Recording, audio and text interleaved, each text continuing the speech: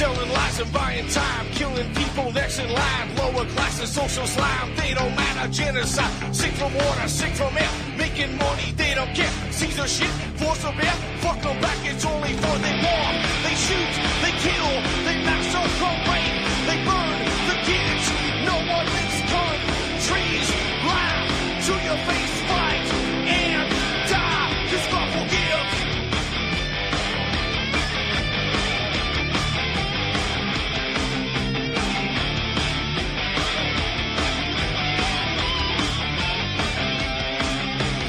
Selling lies and buying time, killing people next in line. Lower classes, social slide, they don't matter. Genocide, sick from water, sick from air. Making money, they don't care. See their shit, force a bear. Fuck them back, that's only fair. They bomb, they shoot, they kill, they massacre, rape. They burn the kids, no one makes countries. Lie to your face, fight and die, cause God forgives. Yeah. Coming back around again.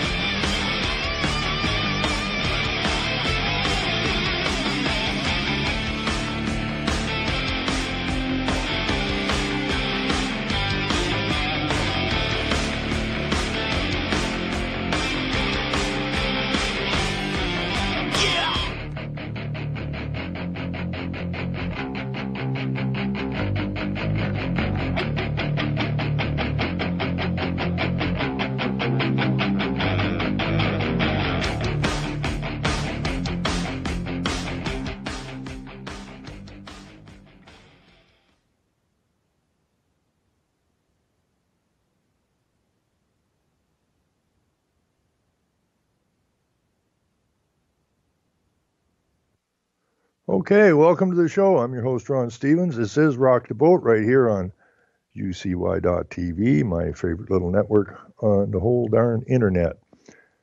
Now, I was going to talk about some different stuff today, but I just got a note from Shawley that he'd like to come in and discuss Clint's book a little bit. We talked about it last night, and I think everybody ought to read it. Because it's written in such a fashion that even people who are just beginning to ask questions, I think that's the most important part about the book, is that it's easy to read. It starts out easy. It's not written in anger. It's not written in fear. It's just a very simple, readable text that I hope moves it out to everybody else, and that everybody takes the time to read it. It's a very long book, 1,147 pages, but it's not insurmountable. And I think it's written in such a way that it should keep people interested as they go through it. So I'm going to see if I can't get Shawley in here. And we'll talk about this for a bit. And then hopefully we got him. Anyways, while we're waiting him to hook up, I'm going to go and get Clint's book and put it into the chat. And I'll back up and I'll get the... So for those who are just listening, if you go to strawmanstory.info, you'll pick up the site, and from there, if you scroll down just a little bit, you'll find a link to the PDF, which is the entire book. I'm going to put this in the chat, and wherever I put that, there it is.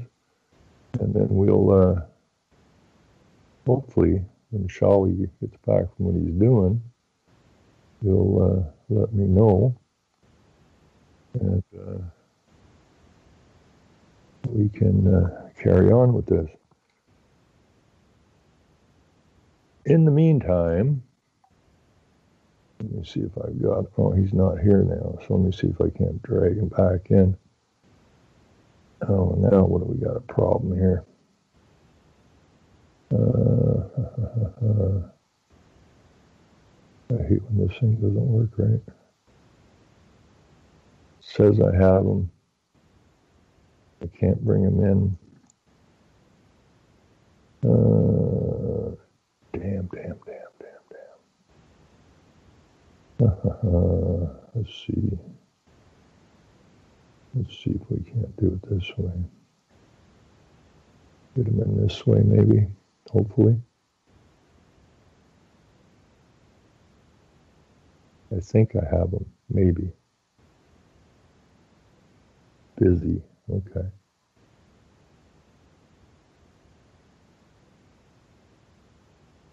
So I'll move him for now and try a little bit. Try again. Okay, let's see what we got here. Should be able to just drag him on in and hook him up. Hey. There he is. How you doing?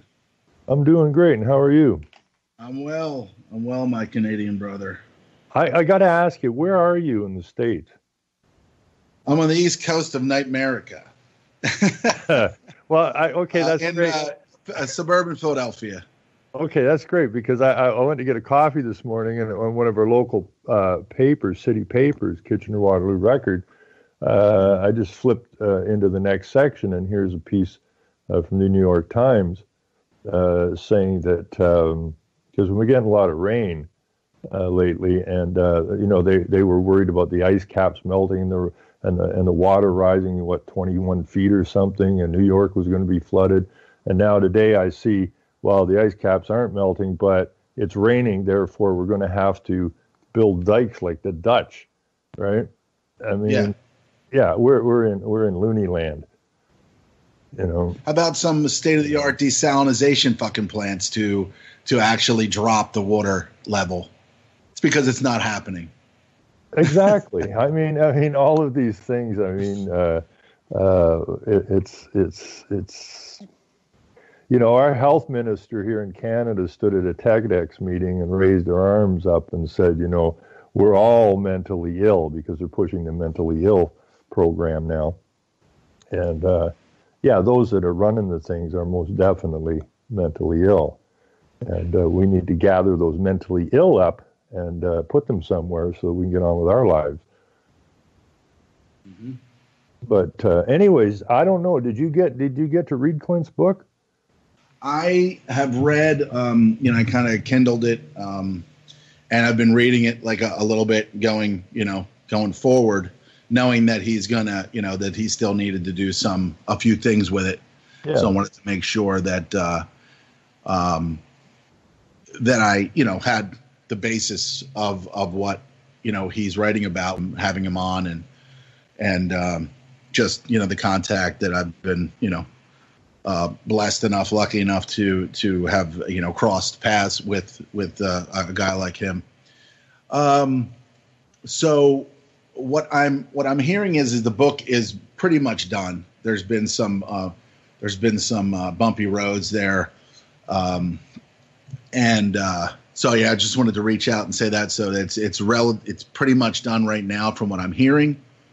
And that it will be, going out soon. So people should be able to get it like before the end of the year, or before, maybe, about say 3 months or so from now, two to 3 months from now. You mean in a printed volume? Right. Yeah. In book form. Yeah. And I really encourage people to get that, because, you have it on hand and you never know what's going to happen to the internet. And it will impress your friends and neighbors. Your friends and neighbors come in and go, "What the hell is that?" That's a book I read. How many pages is that? 1,147 pages. Damn. It's a big volume. The way it's written, like I only got through a few, 20 pages or whatever. But I think it's written in such a fashion that I think it will draw people in. Mm-hmm. Hopefully, and Clint, I read the front page there of his site or for the book, and he's absolutely correct. Like he's talking about a 10-minute video The attention span of people has gotten so short. It's ridiculous, and you got I'm telling people to make a video, hit it hard, and call it 5 minutes. You're going to lose them, and now you're looking at a 1,140 some page volume. That's my biggest concern, is how do you encourage people to read it, because most people don't want to read anything. No, they just want they want the audio books, and I think maybe at some point I think he's going to do that as well.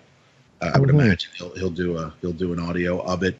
But yeah, that it is. That's a lot of pages. That's a lot of pages. I have never.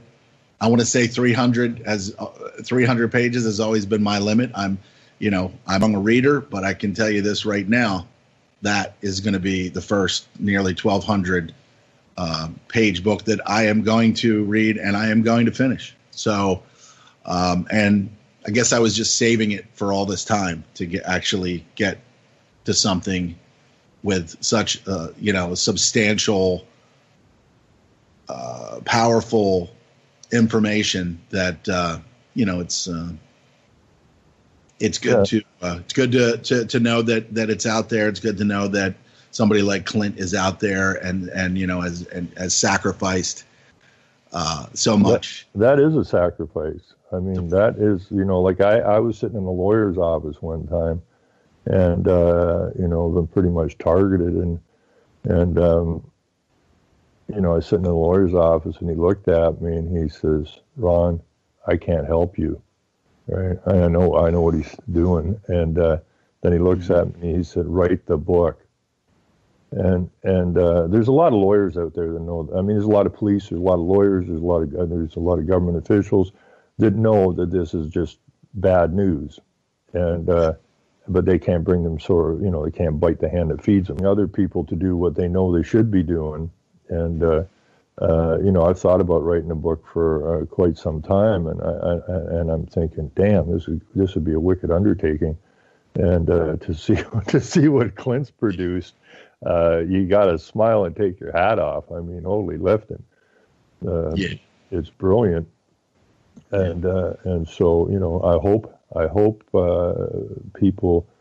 You almost need to start a class, we should almost start some sort of a book class or something to bring people in. So you read X amount of it and then discuss it and then move on to the next part of it. But I don't know if you can hold people that way either. But I know what you're saying. The longest book I ever read was 800 pages or 800 and some pages when I was fairly young. It just caught my interest. It had something to do about Russian history or something. And I looked at the book and I thought, how in the hell am I going to get through that?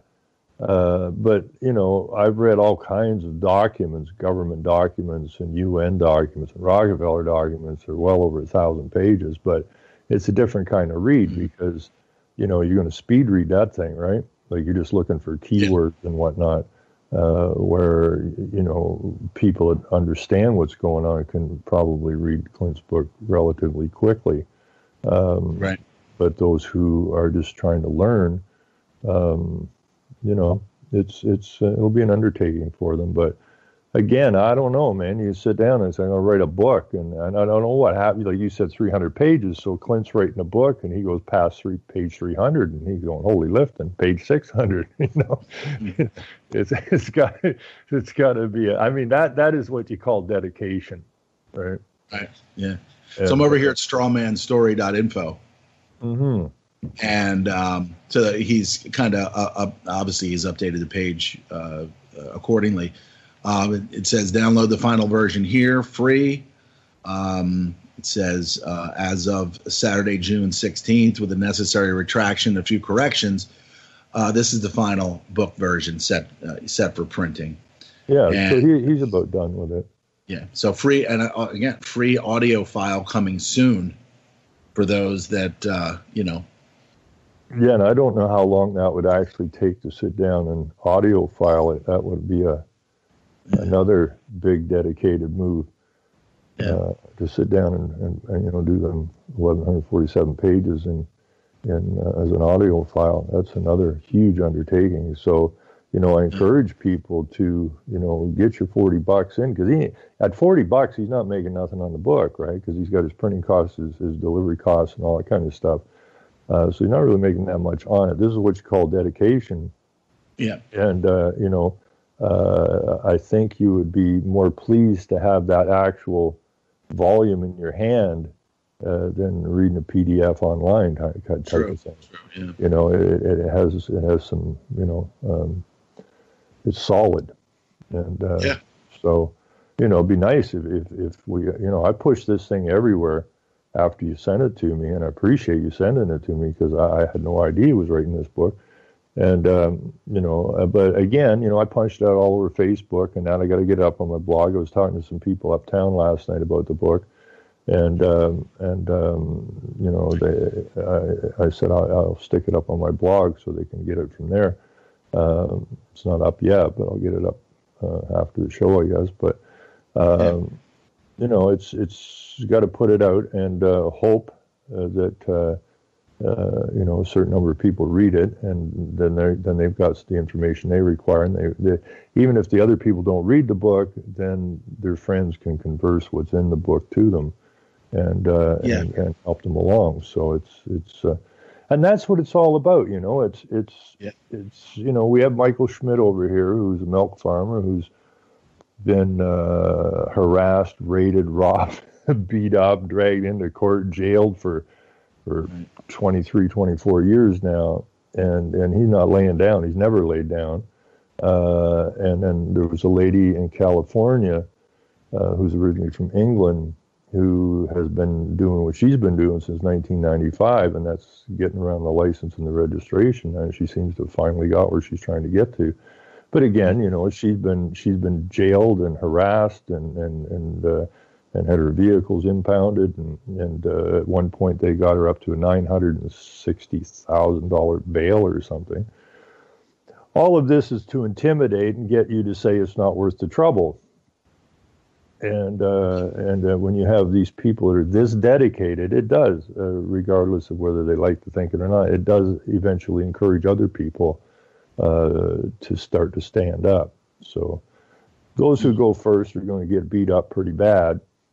But if they lay down, then we're going backwards again. So we need to continue to bring people forward. I know some phenomenal researchers from the past who I worked with, and did so much good work. And, they just got to the point where they threw their hands up and said, like, why am I doing this? Right? Like, I'm just talking to nothing. And not getting anywhere. And I went through that a couple of times, tried to start a magazine, a few other things, and shake my head and what's the point? And then when you sit down, and some of these researchers that have kind of gone into the background, I'm trying to encourage them to come forward again, because what I'm trying to explain to them is it's not that you were not doing the right thing, you were just too early, right? And a lot of things I've tried to do in the past, I would get angry about it, really, and like, what's wrong with these people? And then I had this old Yugoslavian woman spell it out to me, and I say this as encouragement to all those who are getting frustrated. We were fighting the windmills and whatnot up here, which I knew was a fraud back in the 70s when I studied it. Because in the 70s they sold it to us as it was at the same time as the Saudi oil crisis, which was a fraud. Didn't know it at the time. Problem, reaction, solution, right? And the problem was the Saudi oil crisis, which gave them the open door to bring the imports in and destroy our automobile manufacturing here. And the solution was renewable energy, which would make us energy independent. Well, that went down the toilet.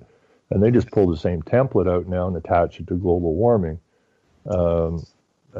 type of thing. So I already knew about the windmills and renewable energy, so I was trying to clue people in, and I saw so many people being run out of their homes and being hurt.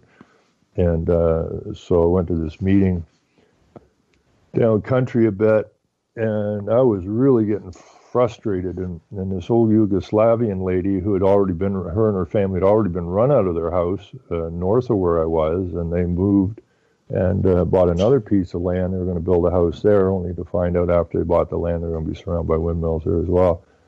But she was very calm and about it, and she saw how frustrated I was getting, and she says, Ron, what? And she says, you're so far ahead of these people. They don't have a clue what you're even talking about, right? So don't get frustrated. Just keep going.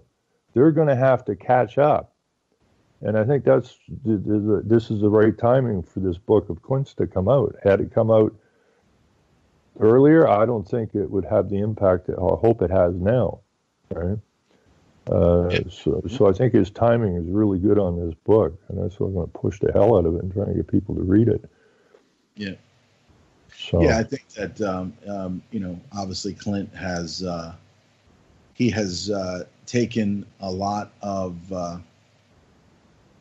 he's taken obviously a lot of grief because of his message. And not only has he taken the grief from the people inside the whole conspindustry type of thing. Exactly. Because they need to keep up. So I think it's kind of like a dual thing where it's they want to keep up with the information and put the information out there, but at the same time, once you find out about Clint's research and what he's brought to the table, it just kind of trumps, no pun intended, it just kind of trumps everything that you've done. Well, yeah, because I can see where he would get some flack, because, I mean, the vast majority of online media or radio or whatever is still running this right-left paradigm, and that is controlled opposition by these groups, because if these groups are coming out as they're trying to help people as moving forward in truth and that, and they're still running around with this left-right nonsense, then I just call them controlled opposition, right? And there's so many things that are running, a narrow band with a very vibrant conversation in it, but keep it in a very, very narrow band, and it entraps people in there. And so people like Clint, who just comes out and blows the doors off it and says, "Here you go." The other thing about this book, we had this two young brothers who made this movie, and if you've never seen it, I recommend people go watch it, because there's a lot of humor in it, but it nails it to the wall. And they turned into investigative journalists, and they're both dropouts. I think one had grade 8 and one had grade 9, and they're just sitting around one day and asked a simple question: "Where's money come from?"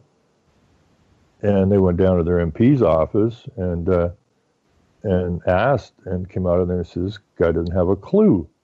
They picked up some cameras, and they got interviews with the finance ministers and all the top politicians, all the leaders of the parties, and it was amazing. But I ran into one of the brothers at a friend of mine's place one time, and asked him how he got here, him and my buddy were going through different versions of a Bible, or different Bibles, picking out differences, right? And I go, what are you doing?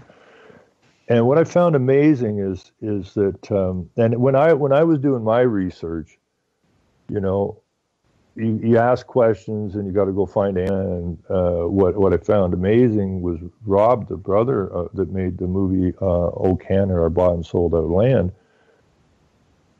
He said, "I hated Christians with a passion. They started all the wars, they killed all the Indians, and yada yada yada. And then I ended up at the King James Bible, and I realized I was wrong, right?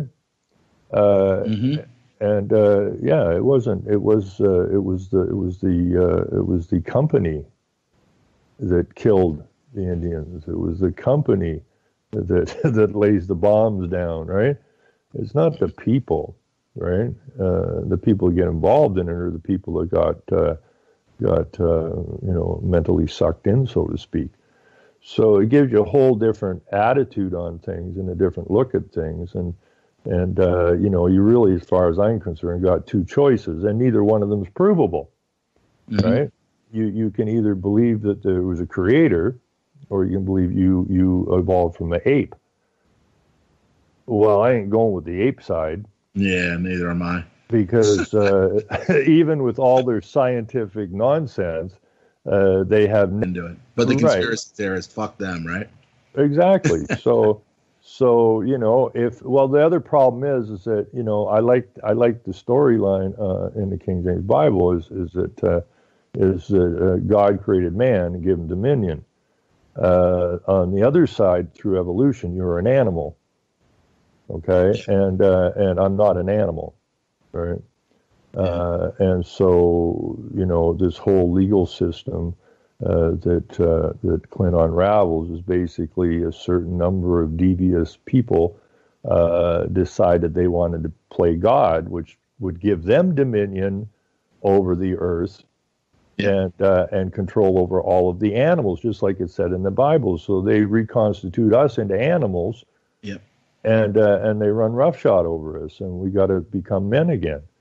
And I think that's the line of the book, right?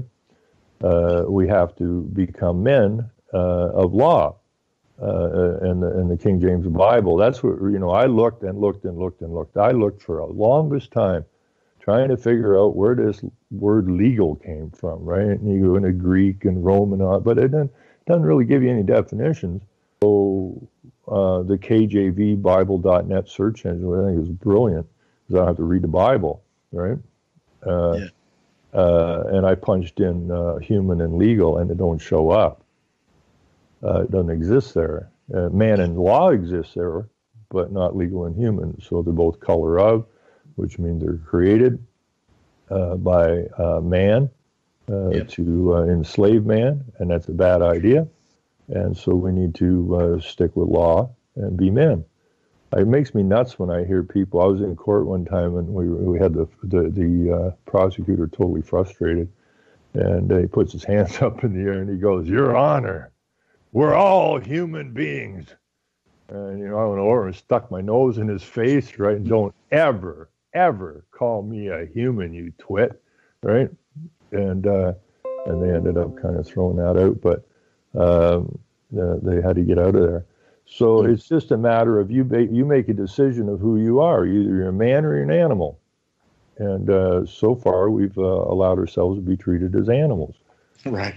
And I remember that when you say that, I remember there was a television show back in the day. It was called Manimal. Well, I don't see. Did you remember that, Ron? I went and looked it up not that long ago because something stuck me in the head. And I thought, am I just dreaming this, or was there actually a show called Manimal? And I went and looked up. Damn if there wasn't. Yeah, there's a ridiculous fucking show. I don't recall seeing it, but America will make it. America will make it. Yeah, I said if there's a ridiculous show that has no benefit in any aspect of life, America will make it. Well, exactly. At least over in Europe, there's naked people on TV. So, I mean, you can be like, hey, tune in and just have the experience of watching that. But over here, we have morals and we have, integrity. So we're not going to, the FCC, they tell us what we can see and what we can't see. Well, that's kind of a false deal too. But, I read like all these philosophers and that, what was his name, Netsky or whatever his name was. I found a book from way back when, and they specifically stated in the book that they killed God in the mid-19th century, which is mid-1800s, which is when Darwinism was running around, and that they don't going to tell anybody that they killed God. We'll let them continue to believe in God, but what we've done is we've switched out what they said was they couldn't move ecology forward as long as God existed, so they had to kill him. Right. And that allowed them to bring the scientists forward, and the scientists would be the new priests. So just like the priest, you weren't allowed to question the priest. Now the scientists can tell you any bull crap they want. You're not supposed to question it, right? In order to move their the program forward, which moves from worshiping the Creator to worshiping the creation, right? And you do the story real fast. They had a fight up top or something, and some guy's getting uppity, so God gives him the booty, lands here, says, "I'm going to destroy your creation." Mm-hmm. And that's what's been going on. Sign here. I mean, how obvious is it, right? Sign here, and you'll get benefits. And I forget what was his name, Robinson or whatever, the old black guy at the Crossroads, the blues singer. Yeah. That's sign here, right? Sign your soul. And it's the same thing when you're born. Robert Johnson. Yeah. So when you're born, they go to your mother. And this is what really irritates me because, they lied to your mother. You don't get any lower than that, right? You can't get any lower than that. You got a nice baby boy or girl, whatever. That's wonderful. Now, if you could just sign these registration forms, well, what's that about? Well, then your child will get benefits. Same thing. Sign here. You're signing it away. And that's exactly what you do, because when you look up plagiarism, it's very specific. It says is seducing, and that's what they do. They seduce your mother through benefits. You get free education, free health care, and yada, yada, yada, and which you won't get if you don't sign here. So it's a benefit. And we asking you to do this because we care about you and your child, which isn't quite true. And then it says the kidnapping of a child or a slave, and that's what they do. They kidnap you, they make a new you, and they kill the old you, and you're stuck in Alice in Wonderland the rest of your life. Yeah, so, yeah. It's been a wild ride. I got to tell you, Would you expect anything else? I mean, it's well. I feel bad for the people who are just still wandering mindlessly around complaining. All right. But there are that mindlessly walk this plane and believe that, I was talking about millennials that this morning that love not carrying cash around. They love not carrying money. Everything is, electronic. So if we get lunch or something like that, and then they're like, "Do you have this app? You can transfer me, money from your bank, your slave bank account to my slave bank account, and that way I don't have to carry money, and we don't have to do this." And then of course that's convenient, but at the same time, it's like, how long is it going to be, right, before PayPal used to be where you could transfer money, to transfer $20 and there wasn't any fee or anything like that. Now they're charging for that. Well, the whole idea of that electronic nonsense is that they're pushing now forward with this basic guaranteed income thing, and that's is that coming up in Canada? Oh, they're shoving it here, right? I heard about it in Sweden first. There was an article. And then they're talking because they know, and I was talking about that this morning as well, that they know that our society, or there was the article about 2,500 cashiers, McDonald's cashiers, are going to be irrelevant when this new kiosk comes in, where you just order from from this tablet basically, and so we're really kind of getting to the point now where, in order for them to be able to control those of us who they haven't killed yet, they're going to have to say, all right, we're going to get this certain amount of money that you're going to get. You don't really even have to work, but you'll get your shelter, you'll get a roof over your head, and you'll have to use that money. So it really is what they want is a society of where they control you completely, and it's worse which they kind of do now.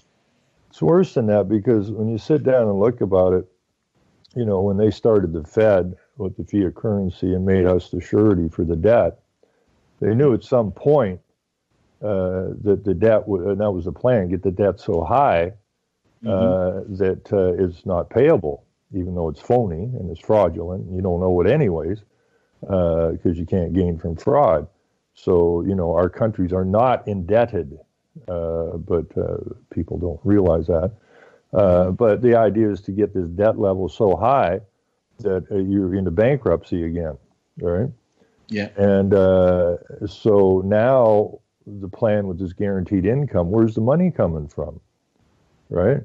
Well, the idea is that all of the resources of your nation or your country will be put into a pool, into an international pool through the UN or Monetary Fund or wherever, and you've lost absolute control of your nations. And it all comes out of those tax-exempt foundations, Rockefeller County, Ford, Du Bois. The United Nations, which they started, is a tax-exempt foundation. Yeah. And how tax-exempt foundations work is they put a pool of money in it, and that pool of money never lessens. The only money that comes out of that foundation is the interest earned on it, and then they distribute that to push their agendas. And this is exactly what they're doing here with the guaranteed income. The country can't pay the debt, so all the resources go into a pool, into a global pool. But none of those resources can ever be used. Only the interest generated from it. So they put all the trees in, so you're only going to be able to use the new trees that weren't in the pool that they put it in there. And then from there, you're going to draw what they call adequate housing, education, food, health, all this kind of stuff, but adequate, of which who decides what adequate is? Well, the guy's controlling the fund, right? So they can come out at the beginning and give people, say, oh, we'll give you this, which is enough to live on, but because a volcano went off or this happened or there was a drought or whatever, we have to put adequate, we got to ratchet that down now, right? And it's going to be like what they did in the Ukraine. They're going to starve people out. It's going to get ugly if we don't get control of our nations. I wish the people, I don't know what's going on in the States, but we all know that Trump is a player. He wouldn't be there. But the only thing that I've seen come out of that so far is that he was making statements like, make America great again. He didn't say United States, that I understand. He said America, which is the people, and this is all up to the people. But this is a rallying cry, whether it's meant to rally or not. But it is a rallying cry to the American people. It is time to make America great again. It is time to take the nation back. And we know that Trump isn't genuine, because if he was going to make America great again, the United Nations would not be sitting on American soil. Yeah. Trilateral Commission, right? I think the goal is to give America such a black eye around the world, and that's been happening very slowly. It's accelerated in the last, I want to say the last 10, 15 years, is to really kind of give America such a black eye that like we get attacked, like that we're attacking other other countries, like we're attacking Syria or whatever, so that we like legitimately get to the point where the consensus is that America has officially turned into a dictatorship. Trump is the new Hitler, and I've seen stuff like that. And things, or it translates into a Red Dawn type of situation where we are, and that's really kind of happened already with the illegal immigration, and that the UN is also behind all the refugee placement. They bombed these countries not because it was a problem. They bombed them in order to create refugees to flood the West with, because you can't legitimately bomb the West, right?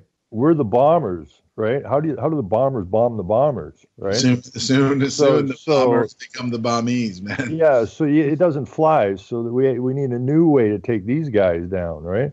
Mm-hmm. We use the West to take the East down. Now we need, or the Middle East down. So now we need some way to take the West down.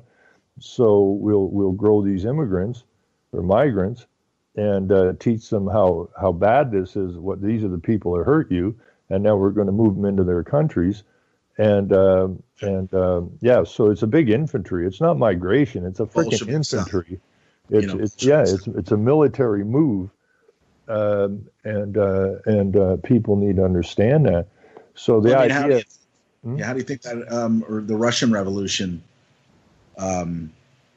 became? It got to the point where they were so infiltrated by enemies that after starting in 1917 and then somewhere like 35 years later, when Solzhenitsyn was writing about it and talking about it, and he was only a newborn, like 1 year old when in 1917, 1918, that 50, 60 million Christians just murdered, killed in this, so again, when you look at that, you see that the whole Cold War scenario was just all bullshit, was just another lie. Absolute lie. And I really truly believe that what's going on with Russia right now is a manipulated thing. I believe that there's even though Jones says, Russia threw out all the bankers and all that other shit, Rothschild's still over there. Well, what happened with Russia was what happened in Russia is specifically, you can trace that back to 1950 Senate hearings with Warburg, right? We will have a world government by consent or by conquest, but we got a problem. We have two world powers, opposing world powers. We can't have a world government like that, right? So this was the Cold War, right? Russia was an ally, and exactly right after the war, it went the other way, and that was a complete setup. You can read, President, what the hell was his name at the time? But it was right after the war, and this was to show the power of the United Nations to broker deals, right, of peace, and so everybody had their runs through Iran, I think it was. And after the war, they were all supposed to vacate, but Russia stayed behind. And then it was a problem that Russia was going to take the oil and this and that, and it was all propaganda. So then they shoved Russia off. So how are we going to have this world government? Well, the wall, the Iron Curtain came down and the Berlin Wall came down, right? All part of the game. Now, what happened with Russia? Or the Soviet Union, when the curtain came down, that's when the Rothschilds played the money game again. And what happened was all of the assets of Russia basically were sold off. And that's exactly what's happening here in the West now. Mm-hmm. Okay, it's about corporatism, right? And Rockefeller said it great. Something has to take the place of government, and business seems to be the obvious entity to do it. The idea that you got to buy water, the first time I ever saw that was in Florida one time, long time ago, and I'm in a grocery store, and some lady came in with a plastic bucket and put some coins in a machine, and water came out of it. Now, what the hell is that all about? Mm-hmm. Why are these people paying for water? It's their water. And not long after, I got back home, and they always do it the same way. It's always about safety and that. And, all the water jugs on the golf course, all of a sudden they're a problem. Somebody could put something in it. And therefore, for your safety, we have to take all the water away. Then the fountains in the park started disappearing. And then all of a sudden, the only place you get water was to purchase it. Yeah. Absolutely ridiculous. So, they have control over every aspect of your life. The corporations do. Bayer and Monsanto hooking up together? Give me a freaking break. You know, they're trying to poison you, folks. Yeah. Hey, listen, So, man, I'm yeah. running out of time today, but I appreciate you being on here. Well, I just appreciate you doing what you do. I mean, I just wish that you know, I do that show over on Revolution Radio Saturday night, you know, and I look at the tote board and they got like about 90 shows on there. Mm-hmm. And you know, their tote board's like less than $3,000 a month, you know, Mm-hmm. and I think this is, I don't know how we raise the cash that we really could use, you know, to start newspapers and stuff like that, because we're not getting on mainstream radio, that's for damn sure. No. But you know, I'm always encouraging people to start a local newspaper, because you know, unless you get the word to them in their face, the chances are, I mean, they're not listening to these shows and that. Joe Average isn't. But they're all complaining now, you see. They've all been pushed against the wall now. Their water bills are high, their taxes are high, the schools ain't working, the health ain't working. And so they're all very concerned about what's going on. It's got to the point now where Joe Average can't turn a blind eye anymore. Well, it is truly all about education, because that's always one of the topics when things aren't going right. They'll say, well, it's really about education. They're absolutely right. It is about education, getting more kids in, deforming their minds with Common Core or something like that. So it really is about educating people into being little slaves who are just going to believe everything in the system that is fed to them. And unfortunately, you know, that is the government. And there's only one reason why the government would be in charge of education, and that's to deform their you know, their uniqueness and everything. Well, and that's what America is at fault for public education. You know that, eh? It's America's fault. Like no, because you go way back, right? Like when they had the first war, they came up with the League of Nations, and they didn't have public education then. Okay, it was local education, and so they're running around trying to get people, get America to sign on to the League of Nations. And I was reading some old books and documents, and back then the people still had a sense of why they had the War of Independence, right? And the idea of joining the League of Nations, which would require the American people to give up some of their sovereignty, was a no-go, right? Because they still had the understanding of why they fought in the first place. You know, their forefathers left their nations to get out from under the Buddha tyranny and start again. So they refused to join the League of Nations. So you had Mandel House, Wilson rather, running around, who got the Fed going, running around, you know, trying to get Americans to sign on the League of Nations. They're going to suck everybody. And then he started running around warning that if America didn't sign on, there'd be a major war, another world war shortly. And how the hell's he know that? Well, because the Fed, hey, come here, stupid, right? Yeah. You know, you get this sold to the people. And it was after that the public school system really kicked up, right? And that's to get the kids away from the knowledge that their forefathers give them. Dumb them down, and wash it, right? And the same thing that they did with evolution and whatnot, right? Is to wash the minds, fill the minds with something else, and get the children away from the parents. That's why the families were all broken up. They don't want the families attached to the children. You know, give them to the state, and that's genocide. You know, when the state gets hold of the children, it's the same thing they did with the native people. They stole the children from the families, and they were going to cleanse them and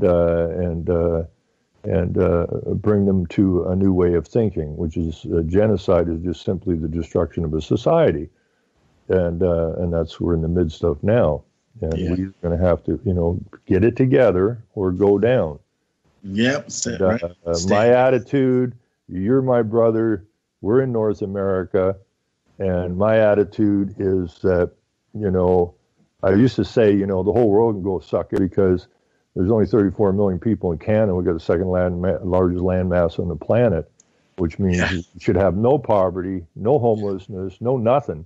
And when I look at the United States compared to China, which the United States is just a hair smaller than China, is basically in the same temperate zones, that there's 1.2 billion Chinese or something, and there's like 300 million, give or take, in the United States. So you've got almost 4 times the population in China as you do in the United States, and they're the same basic size. Like the Chinese are not living shoulder to shoulder, right?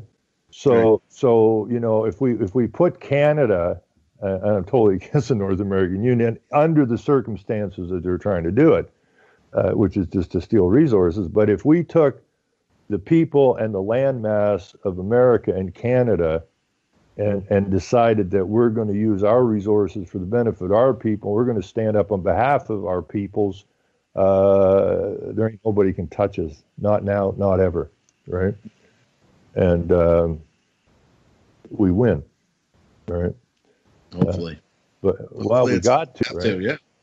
I don't do this for you. You don't do this for you. We're doing it for, remembrance of the hardships of our forefathers and for the children, grandchildren, those not yet born. And this is simply a psychological, spiritual war, which we have every opportunity to win. We don't need guns to win this war. No, we don't. But some people we've gotten to the point where people have become so hopelessly dependent on the system that they, as I said, as we all heard, they will fight to defend it.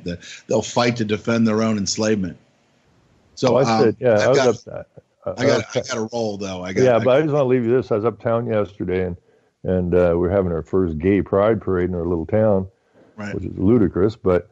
I said to somebody about, what's your IQ or something, and they go, I don't know. I said, well, that's fine, because an IQ is not required to be a Canadian, right? Right. You're just as dumb as a box of rocks, and you're welcome here, right? Anyways, it's really good to talk to you. Yeah. I have to go now, so if you look after the rest of the show, I'll be appreciative of it. Just kidding. But yeah, we'll definitely have to, do a whole show together. Get Clint on. Reach out to him. I would really like to do that. There's a few, we need to do that. Mm-hmm. It would be great. So, anyway, say hello to, where are you? Pittsburgh? No, suburban Philadelphia. Just Philadelphia. City of brotherly love, but there's not a lot of love in any cities. Now that Orange Hitler is even after the Pope was there. Oh, the Pope, yeah. He didn't bring all the love. That flattering title. He's the worst person on the planet. If they were really, the love that they say they are, this type of stuff wouldn't be going on. But anyway, that's a whole other story. But yeah, reach out, strawmanstory.info. Look it up and get order the book. $40. It'll be the best $40 you ever spend in your life. And let's support Clint, and in supporting him, we'll be supporting ourselves and this proper way of thinking, this proper way of seeing the world the way that it should be, and not this fiction that they've created for us. Ron, I will talk to you soon. Thank you so much, Charlie. I much really appreciate it. Enjoy the rest of your day. Okay, take care. Bye-bye.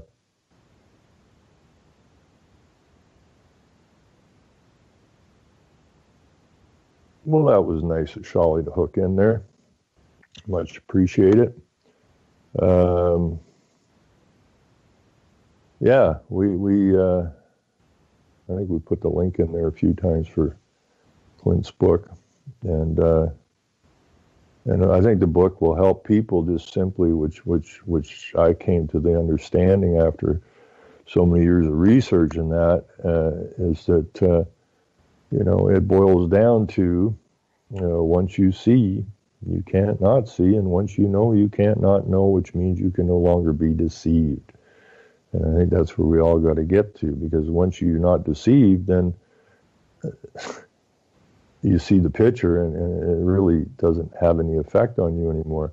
And I do believe Clint's book, the way it's written, will help people to see and know. And we need a whole bunch of people that see and know, and then we just stand. Or as the old Jamaican woman said, Ruth, at the Newmarket Courthouse, when I ran into her outside, and she had a big Bible under her arm, and this woman is most definitely not young, feisty as all get out, but not young. And I told her about, we're going to have to kick some ass butt here. And she just looked at me and she goes, "No, we don't." I said, "Why not?" She says, "It's already over." I said, "What are you talking about?" She says, "All we got to do is stand up." And that's it. All we got to do is stand up. But we need, like, Ruth knows what's going on. And so for her, she sees and she knows, so therefore she can't be deceived anymore. So she's very powerful, but she's one set of legs. And the idea is to basically put together I don't call it a passive army, but an army of people that see and know, and then she's absolutely correct. At that point, we just stand, and it's over. So again, whether we win or lose is our decision. It's not the decision of the Rothschilds. It's not the decision of the Vatican. It's not the decision of D.C. or London. It's our decision, right? And the only way we can possibly lose this is decide to do so. Now, people say, "Oh, there's a lot of work to read 1,147-page book." Okay. Look at the manuscripts in that were written by the evil side.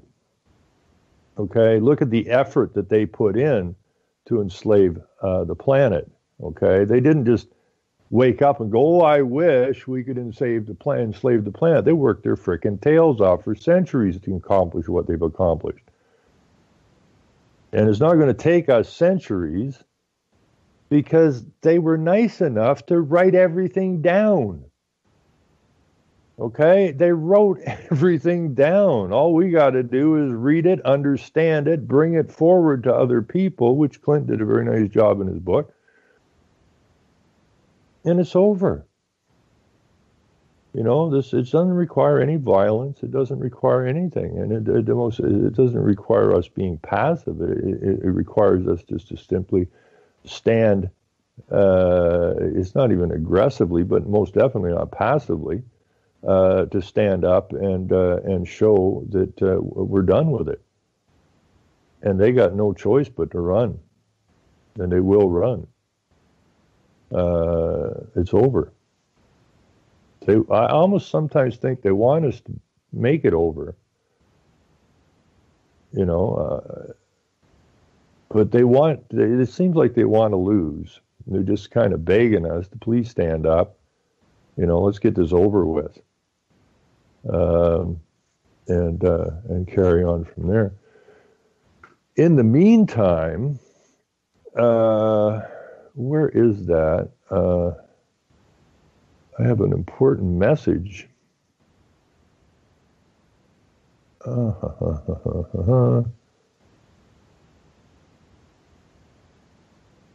We need to get the kids out of the school. That's ASAP. But I have an important message that came out yesterday from our Prime Minister, Justin Tinkerbell Trudeau, who runs the show here, because it is a dictatorship, and it's always been a dictatorship. It's a business, or he's the CEO of the company. But this came out yesterday. Statement by the Prime Minister on Eid al-Fitr, whatever the hell that is. June 24th, 2017, Ottawa, Ontario, the Prime Minister Justin Trudeau today issued the following statement on Eid al-Fitr. Tonight at sunset, says the Prime Minister, Muslims in Canada and around the world will celebrate Eid, whatever, also known as the Festival of Breaking of the Fast. It is one of the most important religious holidays for Muslim community and marks the end of the Islamic holy month of Ramadan. It is a time to give thanks for the spiritual growth and the blessings received throughout the holy month. On this occasion, family and friends gather to attend special morning prayers, exchange greeting and gifts, share a celebratory meal, and give generously to others, especially those less fortunate. Canada's cultural diversity is one of our greatest strengths and sources of pride. Now, we had a pride parade here yesterday, and I don't think the Muslims were in the pride parade, but it all depends how you use the word, I suppose. This year we mark the 150th anniversary of Confederation. We recognize, I don't know who we are exactly, it certainly isn't me, but we recognize the invaluable contributions the Muslim community makes to our national fabric. Well, I think the year of Confederation, 150 years ago, I think there was one Muslim in the country. So as we mark the 150th anniversary of Confederation, we recognize the invaluable contributions the Muslim community makes to our national fabric. On behalf of our family, Sophie and I extend our best wishes to all those celebrating Eid al-Fitr or whatever, and he ends it with Eid Mubarak, whatever that's supposed to stand for. But that's our Prime Minister. You know, it's the 150th anniversary of this company called Canada, and apparently the Muslims have made huge contributions to our national fabric. In other words, they're working hard to bring the fabric of our society down and turn it into dust and blow it away. I don't know who wrote that for him, but this is what I was actually looking for, and I found this, and then I saw a picture on this site. This is Justin Trudeau, Prime Minister of Canada's site, I guess, and I was looking up something about mental health, and I see this picture, and I don't see any white people in the picture except for our little puppet Prime Minister. And that was about the Muslim end of Ramadan. Anyways, this is what I was looking for. This is a statement by the Prime Minister of Canada on Mental Health Week. Now, this is another tool they're using because they say it's a spiritual psychological war. The Muslim thing is obviously the spiritual side of it, and this is the psychological side of it in two quick stories. And so this is from May 1st, 2017. Trudeau issued the following statement on Mental Health Week.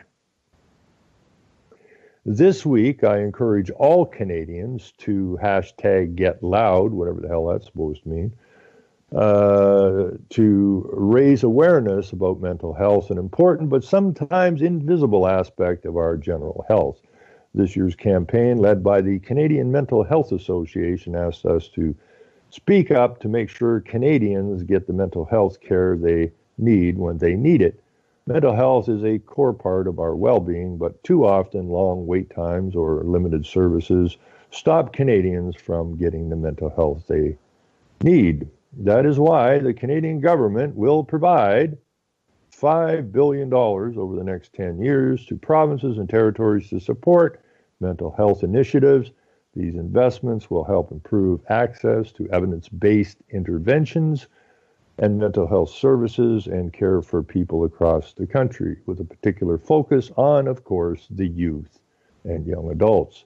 This will help as many as 500,000 young Canadians. We also know that providing greater access and care to care and support is just half of the equation. Having access to safe, adequate, here we go, here's the United Nations again. Having access to safe, adequate, and affordable housing and being able to find and keep a good paying job are also part of what makes a difference in people's health. That's why the Government of Canada is making major investments in both housing and employment initiatives as part of the new $5 billion National Housing Fund. Persons with mental health and addiction issues will receive greater support. The Government of Canada remains committed to help communities address their unique mental health challenges, to build on Indigenous-led initiatives like the First Nations Mental Wellness Continuum Framework and the National Inuit Suicide Prevention Strategy. Budget 2017 pledges over $200 million over the next 5 years to increase support for mental health services for First Nation as an Inuit. This includes making available for the first time the services of traditional healers as part of the non-insured health benefits program administered by Health Canada. The struggles of mental health illness have affected so many of us, including my own family. For everyone who has struggled with a mental health illness, thank you for sharing your stories and for showing that being open is a strength. You are not alone. Today I join Canadians to celebrate your resilience and to get loud about the need for timely access to mental health services and support. Together we can make sure all Canadians have the care and support they need to live full and healthy lives. Now I could have put in that last paragraph, in fact, in this whole damn story here, I could have just inserted LGBTQ. Okay, these are just templates.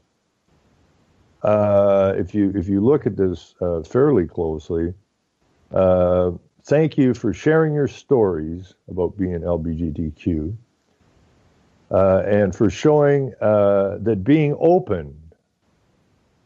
I'm an openly gay Premier of the province of Ontario. I'm an openly gay Minister of Energy, or I'm an openly gay Minister of Environment, yada, yada, yada. It goes on and on and on. It's the same story. You are not alone today. Today I join Canadians to support your resilience and to get loud about the need for equality for the LGBTQ, mental illness. What the hell am I talking about? This stuff's all fabricated bullcrap. Now, they've gone out of the way to make people mentally ill, and I like that he says that, the struggles of mental illness have affected so many of us, including my own family, and obviously the Prime Minister is mentally ill. That's a given, but he's talking about his mother, Maggie, and Maggie struggled, but then they were doing a lot of pretty heavy drugs back in the day.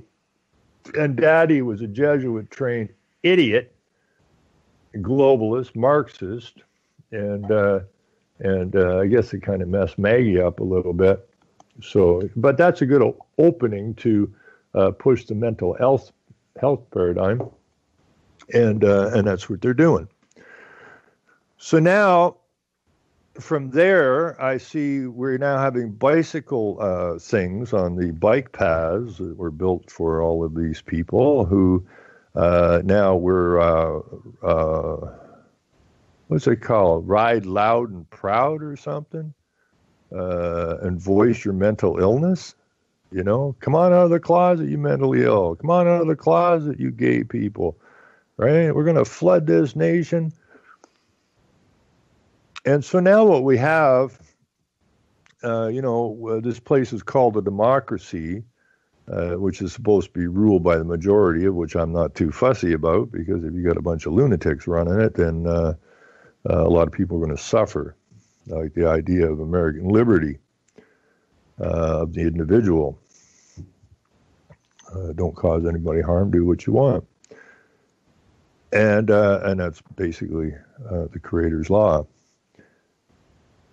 But now we've switched this around from rule of a majority or mob rule to rule by the minority groups, okay, which helps to tear down this idea of democracy.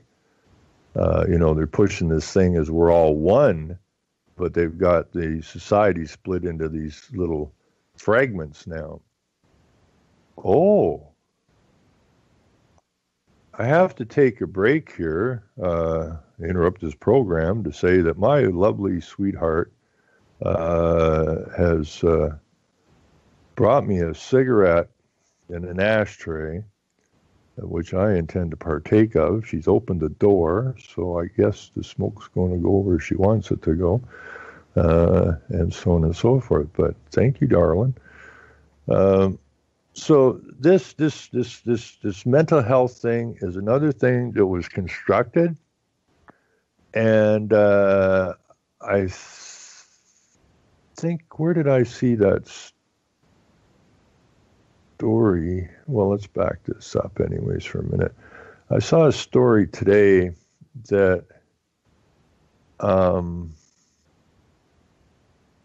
we have something like the third highest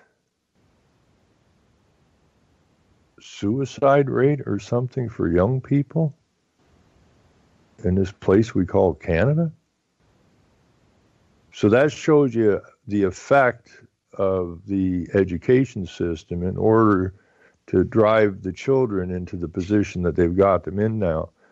And we had our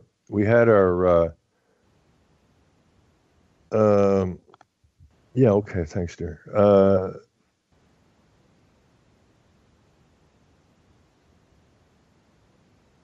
Our head of mental health, Mr. Philpott,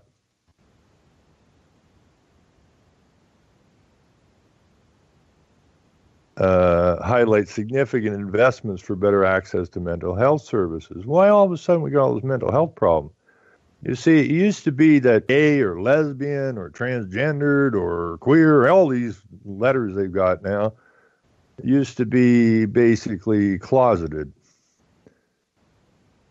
And then now we have them from being closeted to the government spending tons of money promoting parades, and the police involved in it. The unions, everybody's involved in these pride parades now.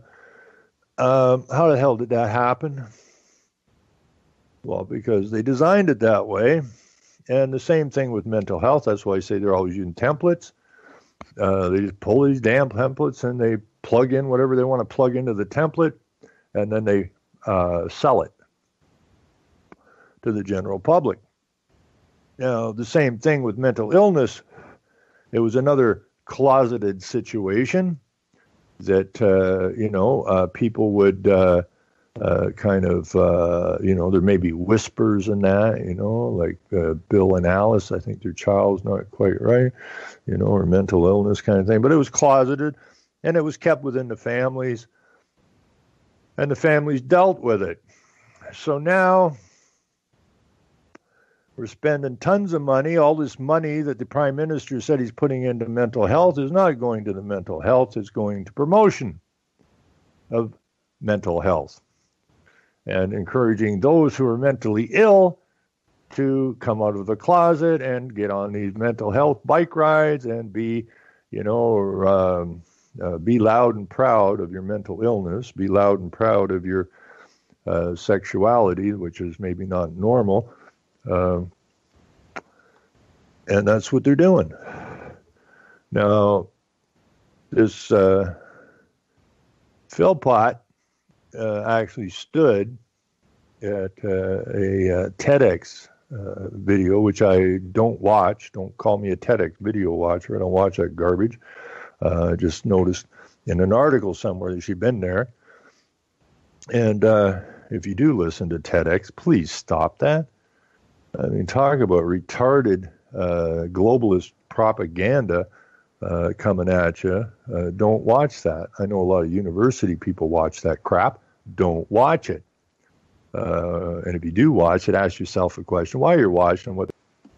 So she's standing at a TEDx meeting, raised her arms up and said, we're all mentally ill.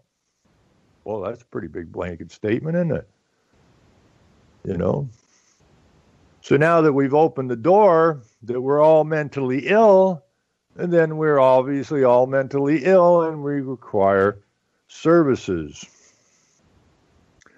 Now, what do they do to the children in the school? They create mental illness. Said it before, my nephew is here 12, he's 20, so that's 8 years ago, when they were running around with that stupid Al Gore movie, Inconvenient Truth, to the high schools, the public schools. And I said, how's that going over?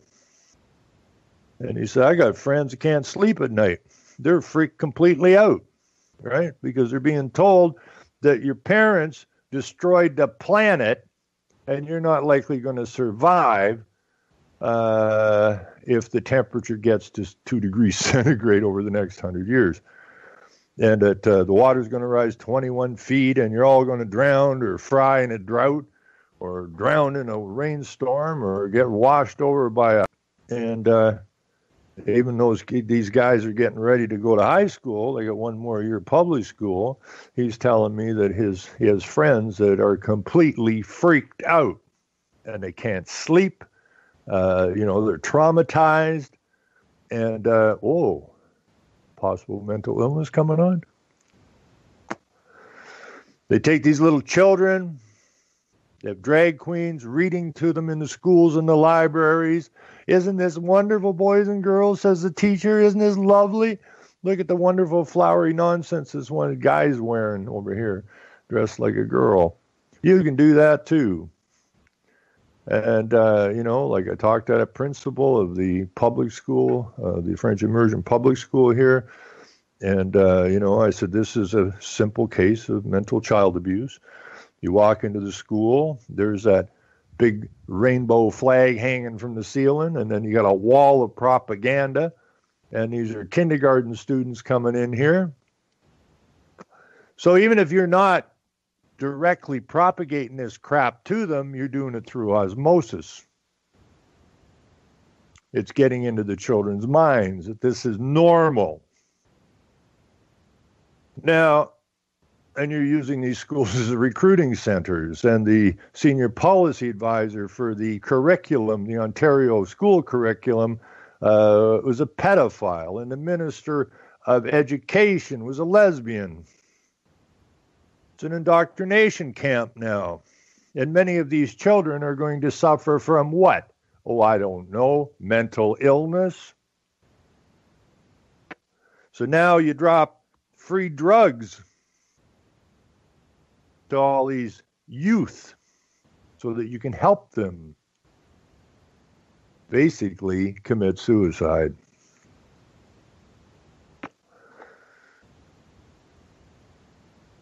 Yeah, it's mental illness, all right. Our society as a whole is most definitely mentally ill because the parents of the children were dragged through the same system and somehow believed the system. And generationally, they've been destroyed. The families have been destroyed. And now the state has full access to the children and is destroying the children. And how are you not going to have massive mental problems in that scenario? And they did it on purpose. It's called genocide. And we got to put a stop to this crap. It breaks my heart that any child is walking into a school. It tears me up that somebody is still putting their children on these buses and busing them to the indoctrination camps and wondering why their children are having the problems they're having. We got to get back to family. We got to back up, because if we keep going forward, we're going over the cliff. And we got to put a stop to this somehow. Anyways, this teacher, this minister of health is obviously a Looney Tune. And one thing, what'd she say here? Here's a quote. Well, let me just read this quickly. It's not very long. From Health Canada reconfirms commitment to mental health as part of the new health accord, April 7th, 2017, Ottawa. Canada's publicly funded universal healthcare system is a source of great pride, there's that damn word again, for all Canadians, and that's why the Government of Canada is working hard with provincial and territorial governments to ensure Canadian families have access to healthcare services they need. That includes support for mental health, which affects 1 in 3 Canadians. Well, at TEDx, she said it affected everybody, but here she says 1 in 3 Canadians, which is an epidemic, to say the least, and is a critical factor in our overall health and well-being. Today, the Honourable Jane Philpott, Minister of Health, marked World Health Day at the Royal Ottawa Mental Health Centre by announcing that as part of Budget 2017, the federal government plans to provide targeted funding of $5 billion, the same as what Trudeau said. With 12 provinces and territories having accepted the federal offer of funding for mental health, the Government of Canada is now focused on working with provincial and territorial ministers of health to set common objectives, read globalist objectives, and track progress in order to ensure accountability to Canadians for this new healthcare spending. These investments complement federal investments announced, $828 million over 5 years for improving Indigenous health. This includes a additional $118 million over 5 years to improve mental health, providing specifically for First Nations and Inuit. The Government of Canada will continue to work with Indigenous partners, provinces and territories, community organizations, mental health experts, and other stakeholders, these are the gamblers, to increase public health awareness of and combat the stigma associated with mental health, mental illness. Same thing, just plug in whatever frickin' word you want to plug in there. It's all templates. Together, we will help make Canada's healthcare system more responsive to mental health needs of Canadians and will begin to close the gap in the availability of care in this area. There's a quote from Jane. We often talk about our physical health, but improving our mental health is just as important. It's time our mental health care system reflects this reality. The Government of Canada has a leadership role to play in improving the healthcare system, including support for mental health. The Honourable, so we have related products. They're called products, not statements, but products. And related product is the Minister's Statement on World Health Day. And we have associated links and yada, yada, yada. And I'll have to phone this Andrew McKendrick, Office of Jane Philpott, Minister of Health. I'll probably do that Monday and have a little bit of fun with them. So let's see. What is the Minister's Statement? On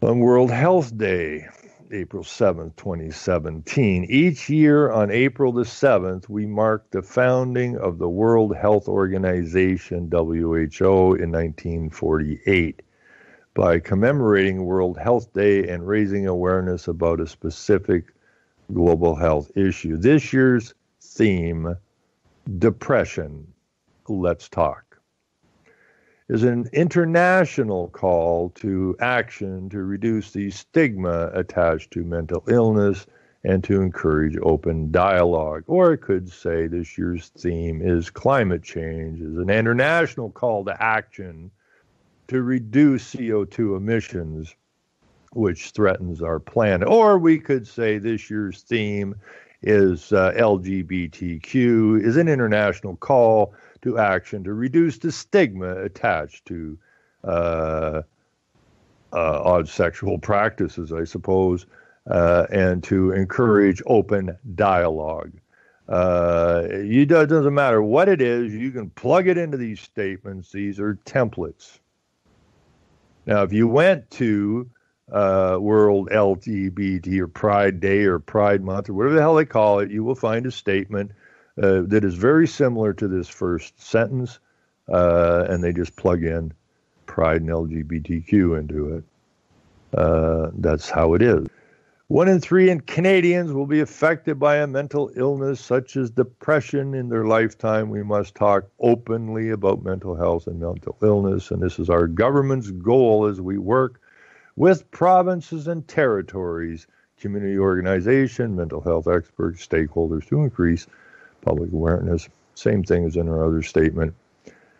My colleagues and I recognize the depth and seriousness of mental health issues facing Indigenous communities. Really? Really? You've been saying this since I was a child, and it has continually got worse. All of the money that has been budgeted goes into these propaganda organizations. It goes into the bureaucracy. It never goes where it's supposed to be going. The Indigenous people are knocking themselves off like people would hit flies on a wall, and their housing is decrepit, and they have no water. And we live in the richest place on the planet as far as resources go, and these people are continually made to suffer. But we keep throwing money at it, which never gets there. It really irritates me, anyways. One example of this work is the National 24/7 toll-free crisis response line for First Nations and Inuit. It provides counseling services in French, English, and upon request in Cree, Ojibwe, and Inuit, Tuk, to those who seek help. The toll-free First Nations and Inuit Hope and for Wellness helpline can be reached at, I should phone that right now. Do I have time? I should phone that. You want to have some fun? Anyone want to have some fun? It's 24/7. I'm going to phone it. Screw it. I mean, it is Sunday. I can do what I want. I'm going to phone this. Let's see if somebody answers the phone. Why not? Copy. Skype. Tools.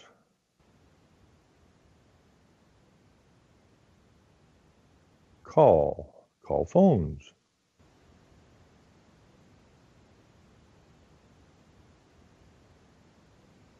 Paste.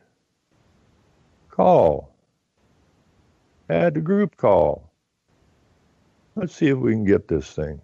It's supposed to be 24/7. Thank you for calling the First Nations and Inuit Hope for Wellness helpline. Nous vous remercions d'avoir appelé les lignes d'écoute d'espoir pour le mieux-être des Premières Nations et des Inuits. Your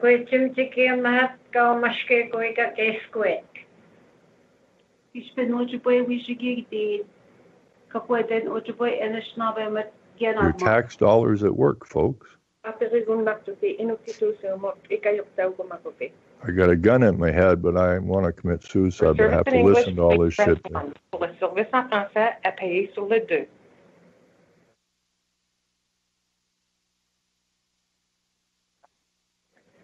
Thank you for calling the First Nations and Inuit Hope for Wellness helpline. Nous vous remercions d'avoir appelé les lignes d'écoute d'espoir pour le mieux-être des Premières Nations et des Inuits.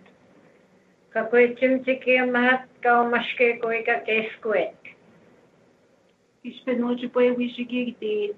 they told me to push 1 for English. I pushed 1 for English. I'm still suicidal. I'm listening to this nonsense. For service in English, please press 1. Pour le service en Try this français, again. appuyez sur le 2.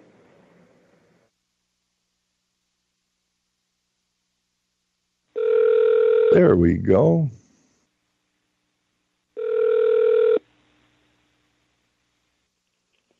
Aboriginal Crisis Line, Robin here. Hey, Robin, how you doing, friend? Good. Who's talking? It's Ron. Ryan. Oh, Ryan from Manitoba? No, it's Ron from Ontario. Okay, how are you doing?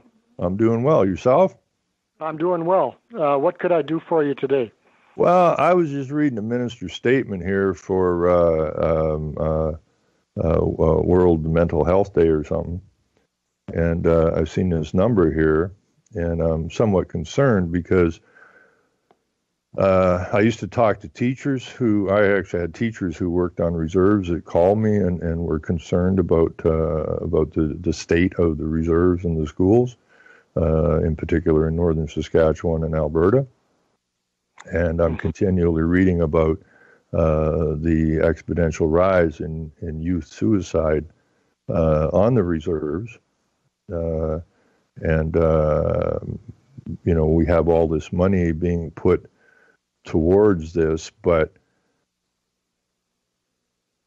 it doesn't appear to get where it's going. It seems to me all of this money ends up in the bureaucracy and in propaganda that we're doing all this stuff, because I'm in my 60s now. And I have, great admiration for the native peoples. And it seems that there's continually, since I was a child, have suffered from, a poor housing, poor availability to water, poor education, and so on and so forth. And I'm just wondering how, what is, we have this is a mental health line, or a mental health helpline for Indigenous people, and I'm just wondering, could we not do something better? Like communities, and we built them proper housing and drilled some proper wells and got some proper, got something working there. Would we not reduce by a large amount the need for a mental health line? Wouldn't we be better off to make sure that these people have normal conditions to live in, and then they're more and something to work at, and therefore they're less likely to get caught up in drugs or gas sniffing or whatever the hell the problem happens to be at any given day? Wouldn't we be better off to do something like that than I don't know how many calls you get. Maybe you could clue me in on that. Do you get many calls on your line? We're quite busy here, Ron, and I don't know how to answer your question because that's a much broader question than our mandate here. We're all professionals who are strictly involved with addressing people that are overwhelmed and that call in. Okay. Let me do it this way then. Okay. I call into you. What's your first name again? Robin. Robin? I appreciate this, Robin, very much. So I'm feeling distressed in that, or I have a drug problem, or I'm just overwhelmed with life in general. And I call, like, hello, I'm having a really bad day, right? Like, things are terrible around here. Our sewer system sucks, or I can't take this anymore, right? Mm-hmm. Where do we go from there? Well, if you're in crisis, I'm going to talk to you about that, and I'm going to try and make a plan with you so that you get support. And if I think you're suicidal, I'll keep you on the line, and I'll try and get I will try and get you some help. I'll try and find out what your community you're in. I'll try and either refer you to some services or get a hold of some services for you. This is the nature of our work here if someone is in crisis. So we're strictly set up to take care of people who might phone from a remote location, and there's still lots of those, and might not know what they need. They might be overwhelmed, just like you said, Ron. I can't take it anymore. So that's where we start. A lot of us are professionally trained to that. We'll start right from there. Okay. And we'll talk to you and until you're out of crisis. That's exactly what we'll do. But if I go back in history, mm-hmm. right, I don't see where the indigenous people by nature were suicidal. Mm-hmm. Okay, you know what I'm saying? I think this is related quite heavily to the impact of the residential schools. I think is the current thinking now is that they were a culture that had their own ritual systems in place, and they took care of their own health and mental health and right community concerns, and we disrupted that. So now, generations later, they're still in turmoil, and so this is why communities are still right. So what we did, not me or not you, right? Mm-hmm. But what was done to this particular group of people was, when I look up the actual meaning of the word genocide, it is really the destruction of a society. Sure. And we destroyed. Well, I didn't, but someone destroyed their society. Okay, and this is the mess we end up with, right? So what we've done realistically is we've destroyed their society. We destroyed the family, and now we are coming in with this help, but it's kind of a Band-Aid thing, don't you think? Because the thing goes. Ron, there's stuff going on in other areas. Like, don't you think now we've got Aboriginal people in legislature, and we've made legal changes so they get now control of resources. I think the system is trying to allow Aboriginal communities to develop their own wells and housing, like you say, but they're still in crisis. Well, they will always be in crisis. They still need an outreach line like this for people that aren't feeling the love yet, and there's still a lot of people in crisis. If they allow the people. I go get my smokes. Where are you again? We're in Ottawa here. You're in Ottawa. Okay. Well, I grew up in Ottawa Valley, so not far from you. But I'm down on Lake Huron now. But I went up to the reserve where I get my smokes, and I had a very interesting conversation with a lady there because I've been trying to explain stuff to white man. Sorry, are you like Ipperwash or something like that, Ron? Or no, this is Saugeen. Okay. Just south of Owen Sound. Okay, I don't know that one, but okay. Yeah, Ipperwash is a bad mark on everybody's book. Well, I know that, but I know it's on Huron, so that's why I thought of that. Yeah, well, I'm in Bruce County, but anyways, I was talking to this lady in about, I don't know, probably her mid-50s or that, and this is very important that you understand. I was talking to her and I said, like, do you understand the plan for Whitey? When I say Whitey, I mean everybody that's not native. Mm-hmm. And she kind of blew me away because she just smiled at me and nodded yes. And I asked her, I said, how do you get this so easy? And talking to Whitey, or anyone who's not native, like beating your head on a brick wall. And she looked at me and she said, we lived through it. Now it's your turn. And this is exactly what's going on. Okay, this is the native society was genocided, and we see the result of it. And this society, call it whatever you want, call it a Christian society, call it the people that moved from Europe to get out from the tyranny that they were living under. But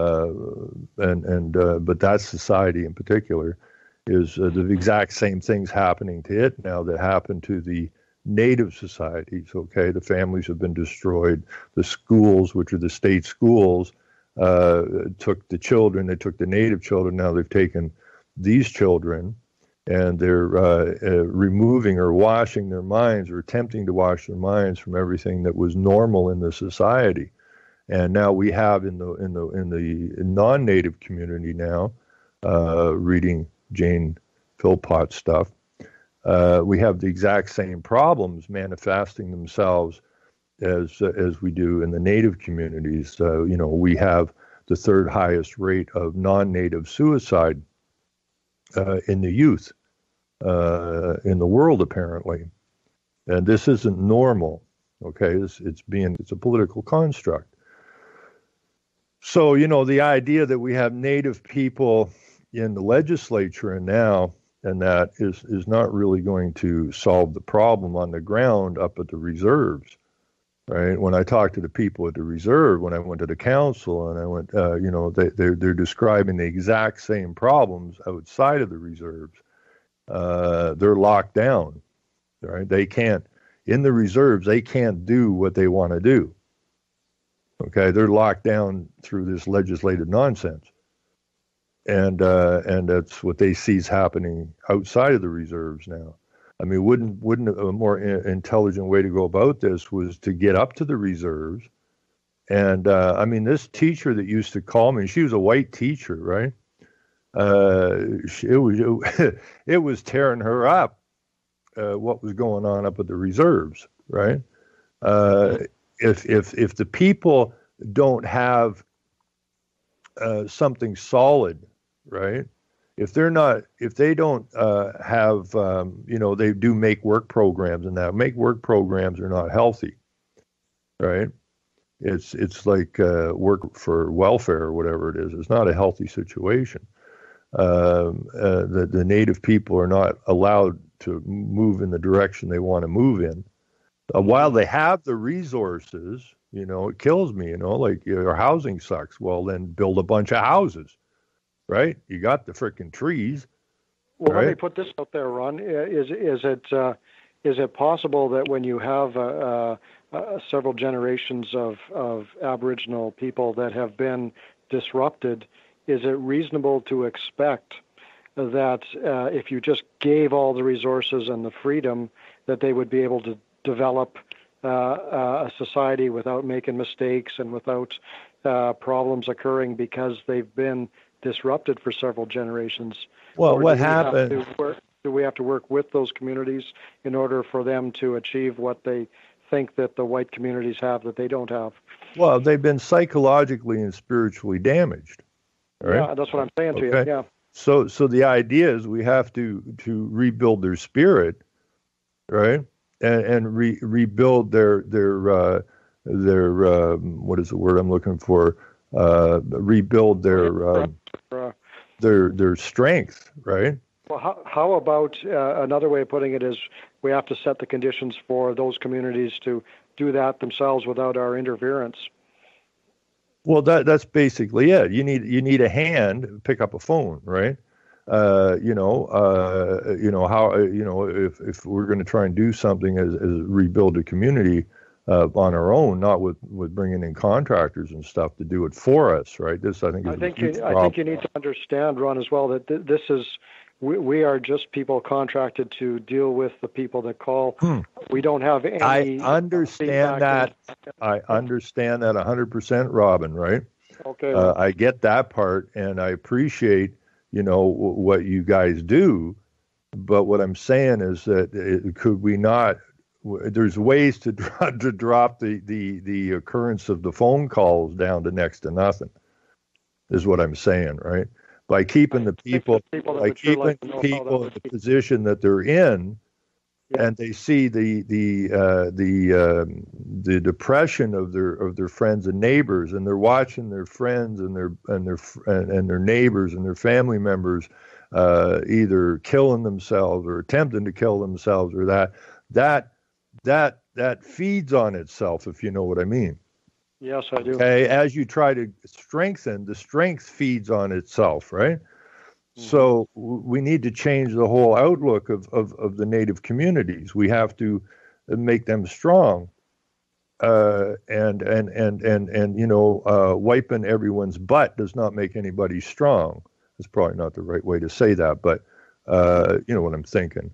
I think I do. Yeah. And it breaks me up. I mean, what they're trying to do with the Native people now is they're trying to, say, well, you can be in charge of your resources and that. But what they're trying to do, because those lands are not saleable, what they're trying to do is con the Native people into accepting the idea that their land is actually real estate, okay, which can be sold. And what they're doing there is they're doing a con game on the Native people in order to wrest their resources away from them. because get them ultimately to they'll be sell swallowed it. up capitalist interest, and they'll Right. be bought up Right. at some And cheap price because they're not well, viable. sure, Yeah, because they control huge tracts of land, right, which are sure, got mineral it. rich, right, and the Mhm. globalists want that. So, to say that because we have indigenous people in the legislature, this is a good thing. I wouldn't trust a chief no more than I would trust a prime minister. Well, this is what I was going to say to you, John. It's like there's a bit of a struggle between the people that want the old Indian Act, band council to be in charge, and those that want to do away with the Indian Act and have a whole new sort of. Well, that whole new thing is the globalist takedown of their of what the resources that they're sitting on, right? Yeah. So what do you suggest? I suggest we all get up to the reserves and work with the people and explain to them just how wealthy they really are and to re-empower the people, right? Their power, their mental capacities and their power structures have been taken from them. And so don't you think they would be very suspicious of an outsider coming there and I don't know, because wisdom with them, I know I try to speak to the native people. And we do have that problem, right? But we can overcome it, But through relationships, maybe through trust and building that slowly. I think you're right. Well, the idea is that we're all the same, right? We all got two legs, and we're all sitting in the same situation here, where nobody's doing well. We live in the richest nation on the planet, bar none. Because the resources to population. And it's not just the native communities. I mean, we see in this across the nation now is the increase in homelessness and suicide and poverty, right? So and the urbanization of people from the reserves, Yeah. Yeah. So I cut you off. I didn't mean to. No. I'm bad for jumping in, but we have to come together. Because this is we have to get away from this us and them kind of nonsense, right? Yeah. So what do you think you would do to sort of begin down that road? What would you do for yourself in order to feel like you're contributing rather than just benefiting? What would you like to do? Well, what I would like to do is I do believe that the indigenous people have an extraordinarily important role in educating the rest of the population here. I really do believe they have a huge role to play because of what they've lived through, right? And because we're headed that direction now, and they could be great teachers to the general population. We need them. I want to see them proud, right? I want to see them with an intact society. I mean, it must tear up the elders to watch these children, and it is the elders that were in the residential schools, right? Mm-hmm. And they were damaged greatly, and then they were brought under the wing of the state. And to see, that their lives had been destroyed, but to watch their children's lives, being snuffed out right in front of them, has got to be tough. And I think that those people, given the right tools and the right encouragement, instead of feeling like victims, which is the position they're in, right? The whole idea of someone looking after someone is to help a victim. Right? Mm-hmm, mm-hmm. You're a victim of this, you're a victim of that, right? Right. And so the bureaucracy takes control of your life at that point. And once the bureaucracy gets their fingers into you, they don't want to let go. Right? That's right. The bureaucracy is dependent on these problems, because without those problems, the bureaucracy can't exist. And we need to shake it loose, and we need to free those people. And if we can free those people, then they will not rise up, but they will become strong, and they can become teachers. Then I think the indigenous people have a huge role to play in this we need to redo this nation. And, we don't need people looking at each other with suspicion, right? And that, again, is what the government does. It keeps the people split, right? It's advantage to government to have the people looking at each other with strange eyes, right? I suppose. There seems to be a pretty good intent, though, from the current government to begin, the reconciliation process in a meaningful way. No. I sort of sense that anyway. No, not a chance. No, I mean, Daddy was Jesuit trained, right? and a globalist and a Marxist, and Junior is we have this prime minister whose claim to fame is what he was a snowboard instructor and a drama teacher or something.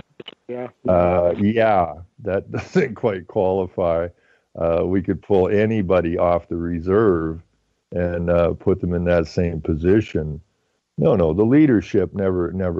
It's the bureaucracy and the so-called experts. They vet these leaders, and the stupider they are, the better, because the ones that have the program, they just basically say, we need to do this. Oh, okay, we'll do that. Okay, well, we wrote you a statement. Could you say this? Absolutely, and so on and so forth. So no, this boy here, Junior, I just Kunkerbell, and I don't deal in right-left politics.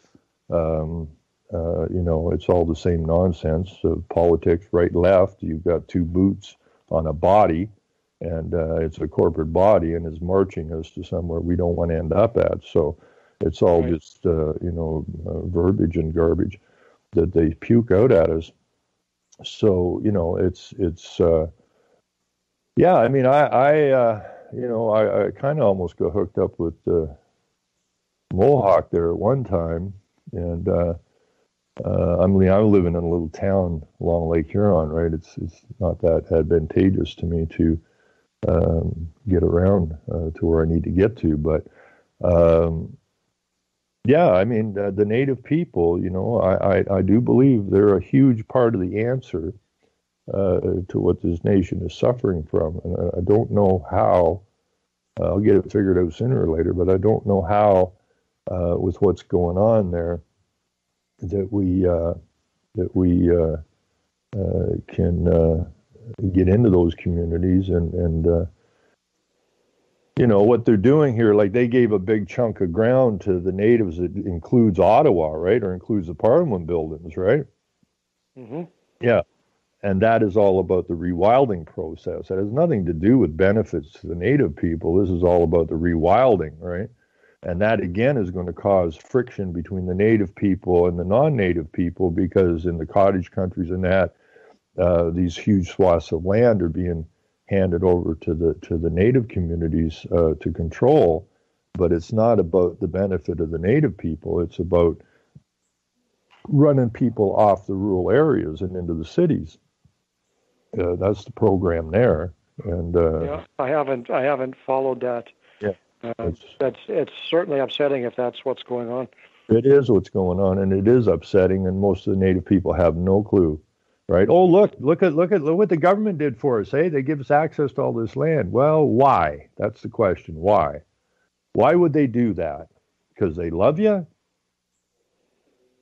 That's not the reason, right? There's an ulterior motive to it, and most of the native people on the reserves aren't privy to that information. Now, we could get the information to them. That would strengthen the people real quick. So, anyways, Robin, I better let you go. I thank you so very, very much. Ron, I'm interested. If you want to call back again, I'd love to chat. I may, because you sound like you care, and that's a good thing. Yeah, I do, and I'm learning too. I'm not as up on the issues as you are, but this is certainly both disturbing and compelling to me. So thanks for calling, Ron. Robin, you take care. You take care now. Bye now. Okay, have a good day. Bye-bye.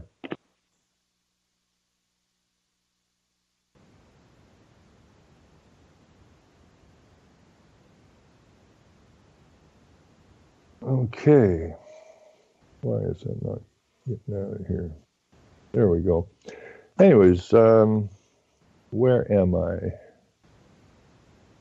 La-di-da-di-da. Where did my show go? There it is. Anyways, that was a gentleman from Crisis Line for the Natives up in Ottawa.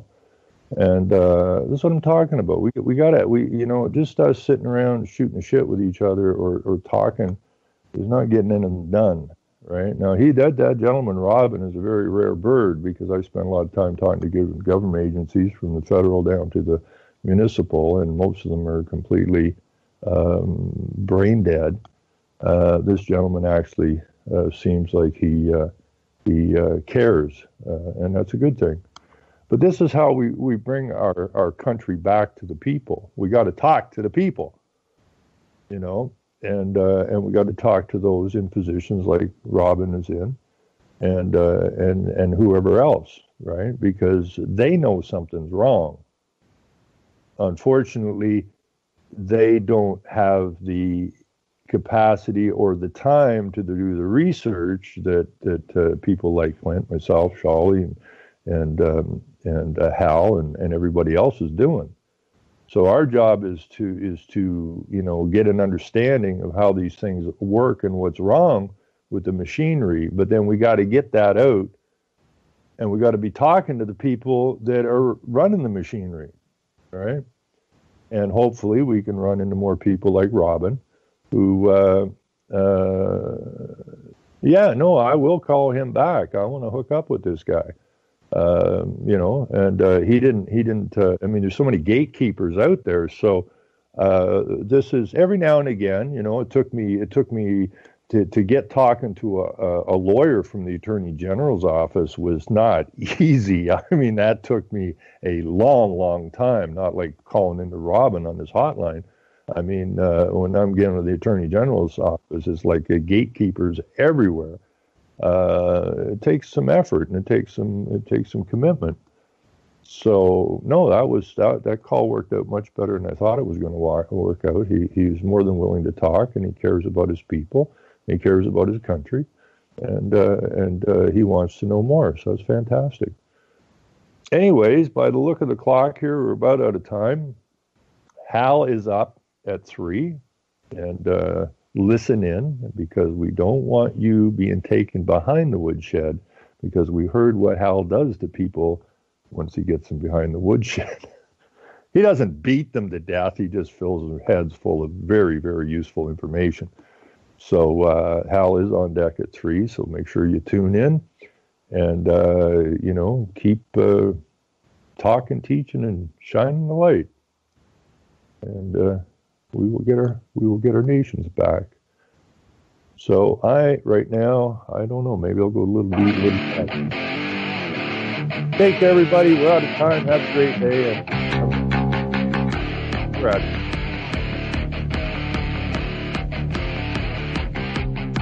And selling lies and buying time, killing people next in line. Lower class and social slime, they don't matter. Genocide, sick from water, sick from air. Making money, they don't care. Caesar shit, force of air. Fuck them back, it's only for they war.